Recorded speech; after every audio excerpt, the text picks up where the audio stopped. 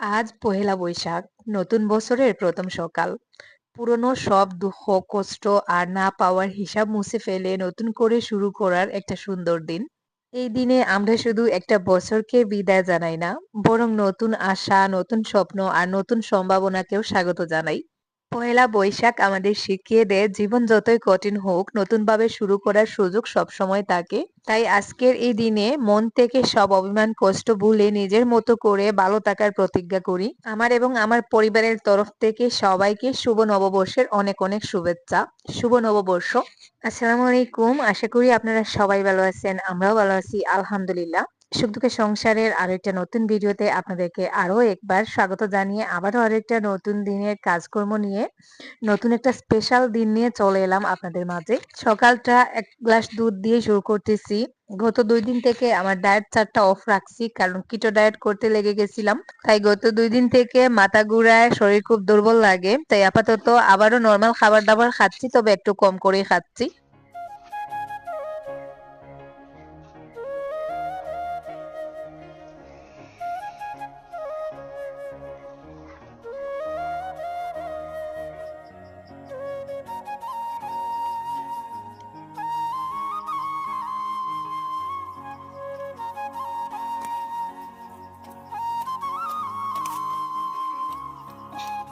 আজকে এই প্রথমবারের মতন আমার সবজি বাগান থেকে ডাঁটা উঠাচ্ছি। যদিও ডাঁটা শাক উঠিয়ে খাওয়া হয়েছে, একদিন ডাঁটা তুলে আমার যাকে দিয়েছিলাম, কিন্তু আমাদের ঘরে এর আগে আর ডাঁটা রান্না করা হয় নাই এবছর। তো আজকে ভাবলাম ঘরে তেমন কোনো সবজি নেই, তো এখান থেকে কিছু ডাঁটা উঠিয়ে নিয়ে রান্না করি, এতে করে জায়গাটা আরেকটু ফাঁকা হবে। এখানে ডাঁটার পরিমাণ যত কম হবে, বাকি ডাঁটাগুলো তত তাড়াতাড়ি বড় হবে বা বড় হওয়ার সুযোগ পাবে। আর এখনো ডাঁটাগুলো এত নরম, দেখুন আমি হাতে নিছি, হাতে নেওয়ার সাথে সাথেই মাথাটা নিচের দিকে ঝুঁকে গেছে। এতটা নরম আছে এখনো। তো যেখানে 2টা গাছ একসাথে পড়ে গেছে, সেখান থেকে ছোট গাছটা দেখে আর কি এই যে উঠিয়ে নিচ্ছি। আর ডাঁটা এই অবস্থায় খেতে বেশি ভালো লাগে, কারণ এর থেকে বড় হয়ে গেলে দেখা যায় ডাঁটার মধ্যে অনেকটা আঁশ চলে আসে। আর এই অবস্থায়, নরম থাকা অবস্থায় ডাঁটা পরিষ্কার করতে অনেকটা সহজ লাগে, সময় কম লাগে আর খেতেও মজা লাগে। ডাঁটার মধ্যে কেমন জানি একটা কসকস থাকে, ওটা থাকে না। নরম একবারে না, একদম নরম রয়েছে। তো এই যে দেখুন, আজকে এইটুকুই তুলে আনছি জাস্ট দুপুরের জন্য আর কি, এর থেকে বেশি লাগবে না। ওটাও কিন্তু পরিষ্কার করতে অনেকটা সময় লাগবে, কারণ আমার আবার ধৈর্য নিয়ে এই কাজগুলো করতে অতটাও ভালো লাগে না। ছোট মাছ পরিষ্কার করা, ডাটা পরিষ্কার করা, কচুলতি পরিষ্কার করা, ওগুলো আমার কাছে খুব ডেঞ্জারাস একটা কাজ মনে হয়। তার ফাঁকে আমি এখন আমার সবজি বাগানে একটু কাজ করব। জিঙ্গার গাছগুলো লাগিয়েছিলাম, মাশাআল্লাহ দেখুন আমার জিঙ্গার গাছগুলো আস্তে আস্তে মাচার দিকে ওঠা শুরু করছে। আর স্বাস্থ্যটাও যথেষ্ট ভালো, কিন্তু এর মধ্যে দেখা যাচ্ছে যে পোকা মাকড়ের আক্রমণ বেড়ে গেছে। দেখুন কিছুটা পাতা কামড়ে কামড়ে খেয়ে ফেলছে। তো গতকালকে আমি ঔষধ স্প্রে করার এই বোতলটা আনছিলাম, আর সেই সাথে কিছু কীটনাশক জাতীয় ঔষধও আনছি। তো ওটা আলগার হিসাবে আর কি জুবাই রেডি করে দিছে, তো আমি এখন আলগা থেকে একটু স্প্রে করে দিচ্ছি। হাইব্রিড জিঙ্গা গাছগুলো দেখুন এখনো বেশিটা লম্বা হয় নাই, হয়তো 2 হাত, 1.5 হাত, 2.5 হাত ওরকম হয়েছে, কিন্তু এই মুহূর্তে গাছগুলোতে ছোট ছোট ফুল চলে আসছে। হাইব্রিড জিঙ্গা আসলে ওই রকমই হয়, খুব তাড়াতাড়ি জিঙ্গা হয়ে যায়, তারপরে দেখা যায় আবার খুব তাড়াতাড়ি গাছগুলো মরেও যায়। মানে 2-3 বার, 2-3 ধাপে জিঙ্গা হওয়ার পরে দেখা যায় গাছগুলো একটু একটু করে শুকিয়ে যাচ্ছে। তো যাই হোক, তারপরেও আমার হাইব্রিড জাতের জিঙ্গার মানে ফল ভালো লাগে। খুব একটা ধৈর্য ধরতে হয় না, খুব তাড়াতাড়ি গাছে ফল চলে আসে। আর গাছের ফলগুলোও বড় বড় হয়, এটাও ভালো লাগার আরেকটা কারণ। আমি এখন গোসল করব না, আর একটু পরে করব। তাই শেষে আমি জুবাইরকেই ডেকে আনলাম যে ওষুধটা তুই দিয়ে দে, যদি আমার শরীরে ছিটাফোঁটা পড়ে যায় তাহলে গোসল করতে হবে। আর হাতে যদি লেগেও যায় তাহলে তো হাত ভালো করে ধুয়ে নিলেই হবে। তো ও এখন বাকি গাছগুলোতে ঔষধ দিবে। আমি একটু ইনস্ট্রাকশন দিচ্ছি কোন কোন গাছগুলোতে দিতে হবে। এখন বাঁশ কুফিয়া দিবার দরকার, লত দেওয়া শুরু করছে গাছে মধ্যে। ও গুতা দেখতে দে ইয়েস ও হরু গুতো দে ও দাঁড়া দে হরু এগো ও তো বাড়া দিস না তলে দি ফড়ের মাটি ও দাঁড়ো ও যে হরু ই ও গুতুরা দে শেষ করলিবে বাদে ও গুনতো তুরা তুরা করে দে ও গুনতো দে যা তো বাড়া দৌড়ছে না খালি যাচ্ছি তুরা দে ভেন্ডির গাছগুলো দেখুন ছোট ছোট রয়েছে, তার মধ্যে পাতা কুকড়ানো শুরু করে দিছে। গাছগুলো খুব একটা বড় হচ্ছে না কেন জানি না। আর এখানে আমি যে বাস্কেটের মধ্যে শসার বীজ লাগিয়েছিলাম, গাছ উঠেছে মাশাআল্লাহ। প্রত্যেকটা বীজ থেকে উঠে নাই, একটা বাস্কেটে আর কি 2-3টা করে গাছ উঠছে। আর বাস্কেটের জন্য আমার মনে হয় এটাই যথেষ্ট। কয়েকদিন থেকে ঔষধটা স্প্রে করব ভাবছিলাম, কিন্তু আমার ঘরে কীটনাশক জাতীয় ঔষধও ছিল না, আর সেই সাথে ঔষধ স্প্রে করার বোতলও ছিল না। আপাতত ওই দিকের কাজ শেষ, আমি হাত পা ভালো করে ধুয়ে চলে আসছি এখন সবজি কাটার জন্য। দেখুন যে ডাঁটাগুলো উঠিয়ে আনছিলাম কতটা নরম, এভাবে হাত দিলেই ভেঙে যায়। ডাঁটাগুলো যখন আমি উঠাচ্ছিলাম, একটা ডাঁটাতে টান দিতে দেখা যায় গাছটা মানে গুড়ার দিকে হাত লম্বা অংশ রয়ে গেছে, আর উপরের দিকটা ভেঙে চলে আসছে। ঠিক ততটাই নরম রয়েছে এখনো। আর এই ডাঁটা শাকের বীজগুলো ভালো জাতের, উন্নত মানের বীজ আমি লাগিয়েছিলাম, যার জন্য আর কি এখনো অনেকটাই নরম রয়েছে। গাছগুলো মনে হচ্ছে আরো বড় হবে, অনেক বড় হবে। খুব বোরিং একটা কাজ, যার জন্য আমি ডাটা তেমন একটা রান্না করি না বা করতে চাই না, কারণ অনেকটা সময় নিয়ে বসে বসে ওগুলো পরিষ্কার করতে হয়। ধৈর্য নিয়ে কোনো কাজ আমার ভালো লাগে না, যেটা করব আমি তাড়াহুড়ো করে করব। একটু সময় নিয়ে বসে বসে 1-2 ঘন্টা বসে কাজ করা, ওটা আমার একেবারেই পছন্দ না। সেই জন্য আজ পর্যন্ত আমি ভালো করে ছোট মাছ কাটতে শিখি নাই। ছোট মাছ খেতে ইচ্ছা করে, বাট অনেক সময় চলে যায় সেগুলো পরিষ্কার করার জন্য, তাই আর দেখা যায় ছোট মাছ খাওয়াই ছেড়ে দিয়েছি। খুব ছোট একটা ভিডিও শেয়ার করেছি প্রত্যেক দিনের তুলনায়, তাই রিকোয়েস্ট করবো স্কিপ না করে একটু ধৈর্য সহকারে ভিডিওতে একটা লাইক দিয়ে শেষ পর্যন্ত দেখার চেষ্টা করুন। আশা করি আজকের ভিডিওটা আপনাদের কাছে অনেক বেশি ভালো লাগবে, কারণ আজকের ভিডিওতে নতুন কিছু থাকবে আপনাদের জন্য। তো তারপরে দেখুন এখানে গড়ে অর্ধেকটা তরমুজ ছিল, গতকালকে অর্ধেকটা খাওয়া হয়ে গেছে, অর্ধেকটা ফ্রিজে রেখে দিয়েছিলাম। আজকে সেই অর্ধেকটা কেটে কুটে নিয়ে বসে পড়ছে খাওয়ার জন্য। দুপুরের দিকে খুব গরম লাগে, আর ওই সময় ফ্রিজ থেকে বের করে ঠান্ডা তরমুজ খেতে খুব ভালো লাগে। গতকালকের ভিডিওতে একজন আপু কমেন্ট করেছেন, আপু রাহেলা কি চলে গেছে? যদিও আমি আগের একটা ভিডিওতে বলেছিলাম রাহেলার চাচাতো ভাইয়ের বিয়ে, রাহেলার মা এসে রাহেলাকে নিয়ে গেছেন। বিয়ে খাওয়ার পরে ও আসবে, 2-3 দিন পরে মনে হয় আসবে। গত 3 দিন আগে 3 দিন না 2 দিন আগে রাহেলা গেছে। তো ভিডিও করা নাই ও যাওয়ার সময়। তো এদিকে স্কুলেও ভালো করে ক্লাস শুরু হয় নাই, ওখান থেকে মানে স্কুলে ক্লাস শুরু হয়ে গেলেও যেতেও পারবে না, যার জন্য ওর মা এসে নিয়ে গেছেন। আর আপনাদের আরেকটা প্রশ্ন, গতকালকে আমি বিয়ের ভিডিও শেয়ার করেছিলাম আমার এক বাগনের, মানে আপনারা অনেকে বলছেন যে জামাইটা অনেক ছোট, ওর বয়স অনেক কম, এত কম বয়সী একটা ছেলেকে কেন বিয়ে দেওয়া হলো। আসলে আপনারা ভুল ভাবছেন, ওই ছেলেটার বয়স বর্তমানে 27+। তো কিছু মানুষ আছে যারা একটু ছোটই থাকে, বয়স বেড়ে গেলেও বয়স বেড়ে গেছে এটা বোঝা যায় না।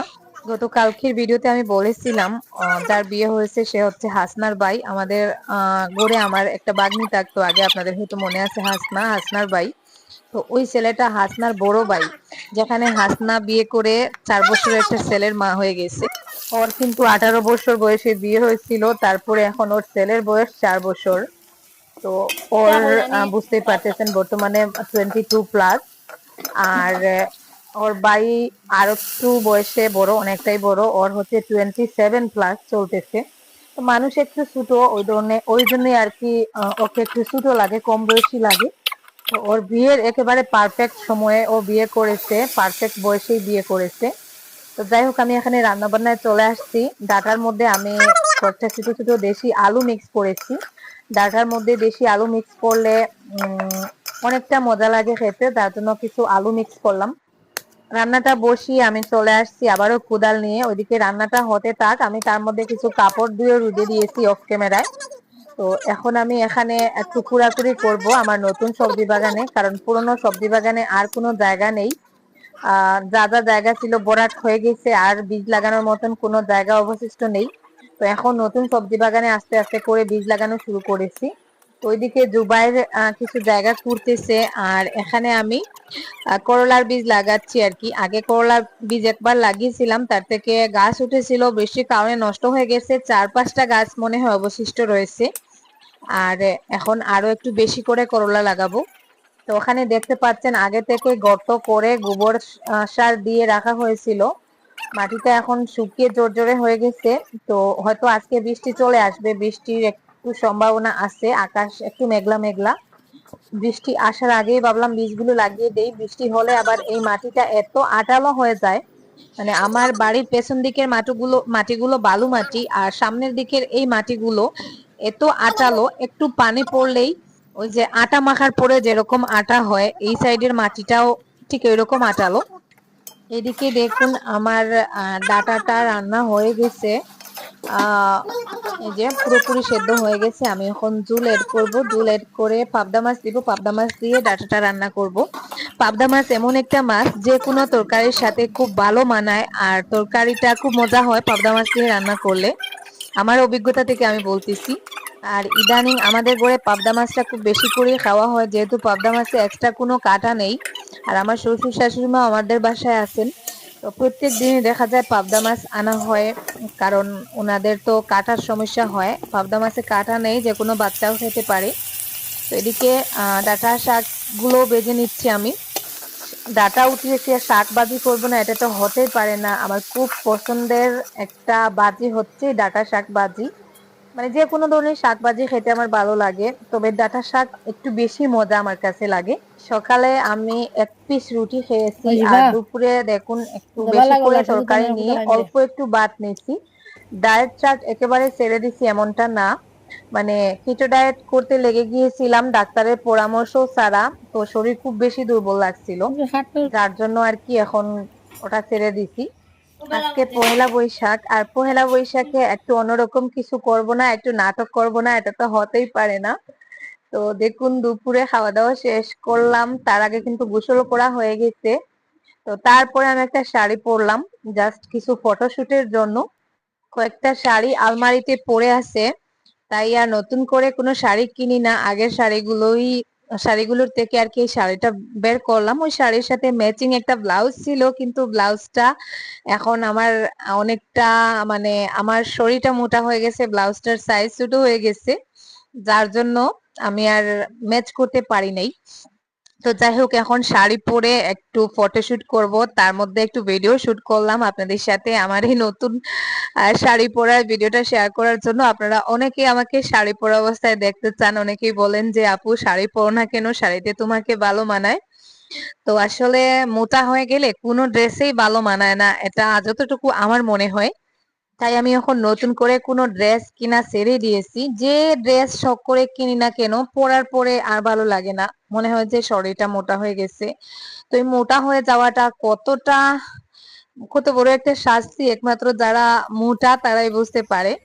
তো যাই হোক, বাড়িতে একটু হাঁটাহাঁটি করলাম, এখন চলে যাচ্ছে আমাদের ঘরের উপরে ওই ফাঁকা মাঠটাতে, ওখানে গিয়ে ফটোশুট করব, কারণ বাড়ি অন্ধকার হয়ে যায় বিকালের দিকে, আর ওই জায়গাটায় আলো থাকে, যেহেতু পশ্চিমের একেবারে পশ্চিম মাথা, তো সূর্যের আলো ওই জায়গায় সব সময় থাকে। তো দেখুন এখানে কিন্তু এখনো আলো আছে, আর আমি শাড়িটা পরতে পরতে প্রায় সন্ধ্যার একটু আগেই পরেছিলাম।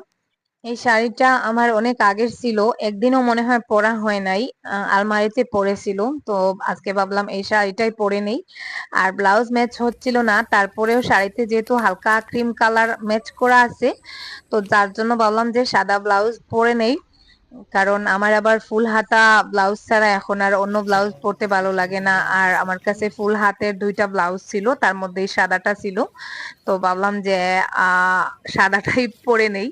শাড়ি পরার একেবারে অভ্যেস নেই। আমার বিয়ের সময় আমার বাবার বাড়ি থেকে 34টা শাড়ি দেওয়া হয়েছিল, যেটা আসলে হয়তো আপনারা অনেকে বিশ্বাস করবেন না। আর সবকটা তাঁতের শাড়ি ছিল, জামদানি শাড়ি ছিল, অনেক সুন্দর সুন্দর শাড়ি ছিল।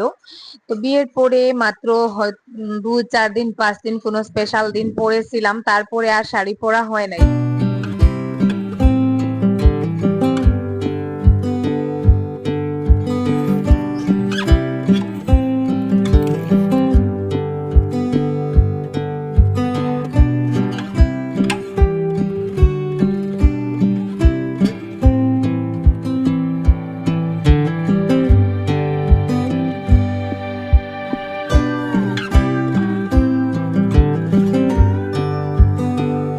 তারপরে ওই শাড়িগুলো আমি মাকেও দিয়েছি, আমার আশেপাশের অনেককে দিয়ে শাড়িগুলো শেষ করেছি। শুধু হাতে গোনা কয়েকটা শাড়ি আমার কাছে রেখে দিয়েছিলাম, যেগুলো আমার কাছে একটু স্পেশাল মনে হয়েছিল। তো যাই হোক, শাড়ি পরলাম, কিছু ফটোশুট করলাম, একটু হাঁটাহাঁটি করা হলো। এখন মনে হচ্ছে যে কতক্ষণে আমি রুমে যাব, রুমে গিয়ে শাড়িটা চেঞ্জ করে একটা নাইটি পরবো। আমার কাছে সব থেকে ভালো লাগে নাইটি, যেটাতে আমি সব থেকে বেশি কমফোর্টেবল ফিল করি। তো যাই হোক, সন্ধ্যা হয়ে যাচ্ছে, মাগরিবের আজানের টাইম চলে আসছে, তাই বাসায় চলে আসলাম। আর আজকের মতো এই পর্যন্ত। সবাই ভালো থাকুন, সুস্থ থাকুন। আল্লাহ হাফেজ, আসসালামু আলাইকুম।